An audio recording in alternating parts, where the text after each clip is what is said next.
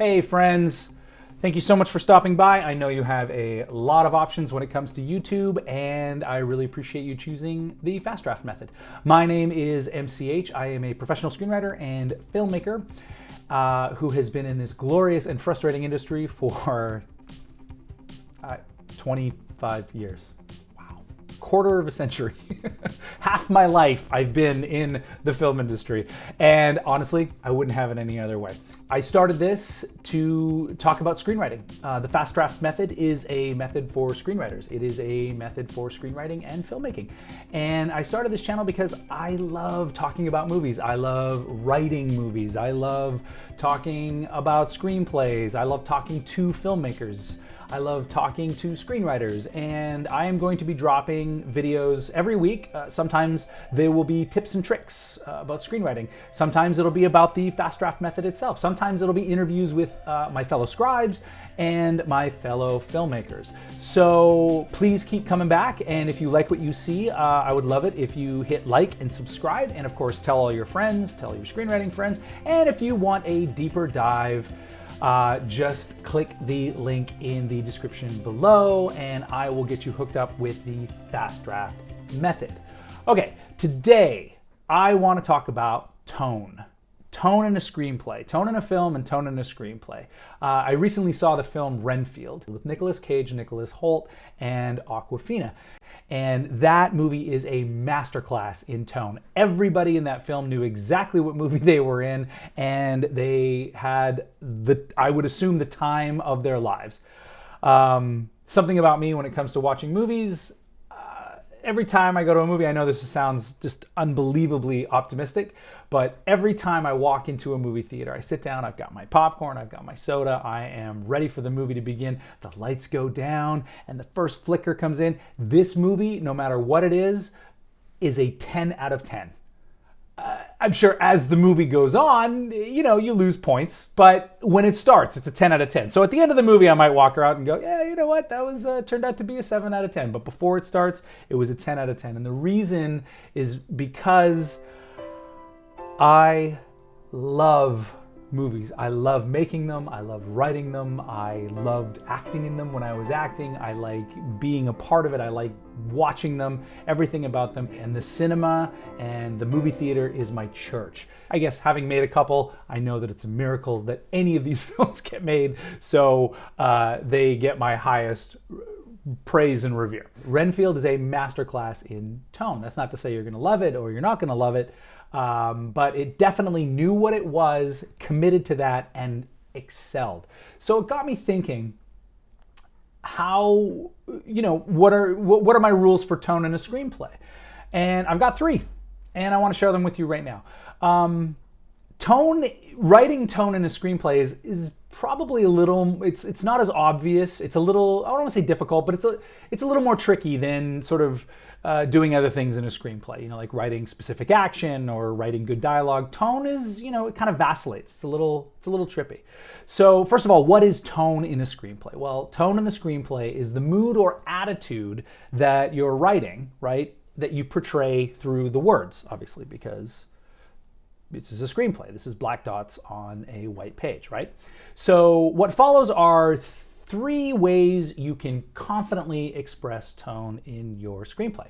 So number 1, for me, the first and best way to convey tone in your screenplay is write in a way that complements the genre, right? So if you're writing a comedy or a romance, you use words that complement the genre. If you're writing a comedy, you can use words to describe, you use adjectives and words to describe, like silly or frothy. Those are words that can be associated with comedy. And the same goes for horror, Although with horror, sentences in a screenplay tend to be shorter and use much more intense adjectives. Like you can use words like ice cold and severe. Those are really good words to convey tone when you're writing a horror screenplay. You can also use pathetic fallacy, you can have your crying protagonist mournfully sitting in front of a window as the rain falls heavily outside, right? This works really well in settings. See, there's a reason that horror movies take place at night. This conveys imagery. Here's where it gets a little tricky. You do not want to use literary style and call it tone. Keep literary style to novels. Remember, you're telling a story. You are not trying to win the Nobel Prize for literature. I know, it's kind of a callback to last video. And the other thing is you don't want to be too effusive with your language. Remember, you want to keep your action to the point, concise. Just use the words within that concise action that complement the genre you're writing in, right? So tip number 1, use words that complement the genre you're writing in, all right? So here is my second tip for conveying tone in a screenplay, is how the characters speak, what they say to each other. A great example of this is the Coen brothers. They do this brilliantly. Their characters feel like they're pulled from a Franz Kafka novel. The Coens use absurdity in dialogue better than anyone, and that's what gives their movies, dare I say, a Coen-esque feel to it. Just watch The Big Lebowski again, right? Every time John Goodman opens his mouth, it's like he's in his own separate movie, which tells us everything about his character, right? The man is single-minded. He has often only one focus.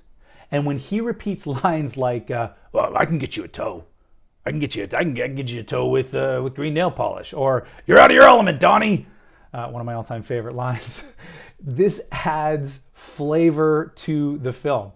Every time he talks, what he's doing is he's setting up the tone. So when the dude goes flying on that magic carpet in his concussed dream, you're used to it. It's all part of the show. So tip number 2, another great way to convey tone in your screenplay is how your characters speak to one another. So tip number 3, when conveying tone in a screenplay, is use your own voice. Now, what do I mean by that? It's a little more subtle, right?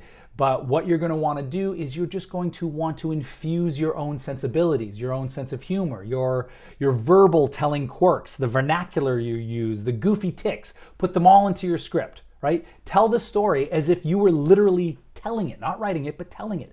This is called your voice.